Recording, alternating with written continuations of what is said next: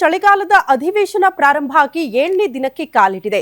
7 ದಿನ ಕಳೆದರೂ ಕೂಡ ವಿವಿಧ ಸಂಘಟನೆಯವರು ತಮ್ಮ ಬೇಡಿಕೆಗಳಿಗೆ ಈಡೇರಿಕೆಗೆ ಆಗ್ರಹಿಸಿ ಸತತವಾಗಿ ಹೋರಾಟ ಪ್ರತಿಭಟನೆಯ ಹಾದಿ ತುಳಿತಿದ್ದಾರೆ. ಇವತ್ತು ಕೂಡ ಪ್ರತಿಭಟನೆ ಮುಂದುವರಿಸಲಿದ್ದಾರೆ.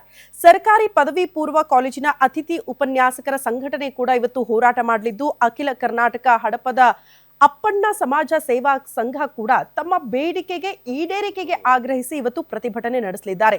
ನಮ್ಮ ಕನ್ನಡಿಗರ ಬಳಗ, ಅಖಿಲ ಕರ್ನಾಟಕ ಚರ್ಮಕಾರ ಮಹಾಸಭಾ, ಕರ್ನಾಟಕ ರಾಜ್ಯ ಹಿರಿಯ ನಾಗರಿಕರು ಹಾಗೂ ನಿವೃತ್ತ ನೌಕರರ ಕ್ಷೇಮಾಭಿವೃದ್ಧಿ ಸಂಘ, ಕಿತ್ತೂರು ಕಲ್ಯಾಣ ಸೇನೆ ಪಕ್ಷದ ವತಿಯಿಂದಲೂ ಕೂಡ ಇವತ್ತು ಪ್ರತಿಭಟನೆ ಆಗಲಿದೆ.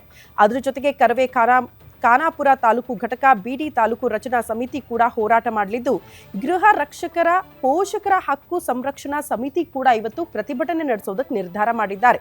ಇದರ ಜೊತೆಗೆ ಅಖಿಲ ಕರ್ನಾಟಕ ಭೋವಿ ಸಮಾಜ ವಿವಿಧೋದ್ದೇಶ ಸಂಘಟನೆಯವರು ಕೂಡ ಹೋರಾಟ ಮಾಡಲಿಕ್ಕಿದ್ದು, ಕರ್ನಾಟಕ ಕದಂಬ ಪಡೆ ಕನ್ನಡ ಪರ ಸಂಘಟನೆಗಳ ಒಕ್ಕೂಟ ಕೂಡ ಇವತ್ತು ಪ್ರತಿಭಟನೆಯ ಹಾದಿ ತುಳಿಯಲಿದ್ದಾರೆ. ಆ ಮೂಲಕ ತಮ್ಮ ಬೇಡಿಕೆಗಳನ್ನ ಈಡೇರಿಸಬೇಕು ಅಂತ ಸರ್ಕಾರಕ್ಕೆ ಬಿಸಿ ಮುಟ್ಟಿಸೋದಕ್ಕೆ ಹಲವು ಸಂಘಟನೆಗಳು ನಿರ್ಧಾರ ಮಾಡಿದೆ.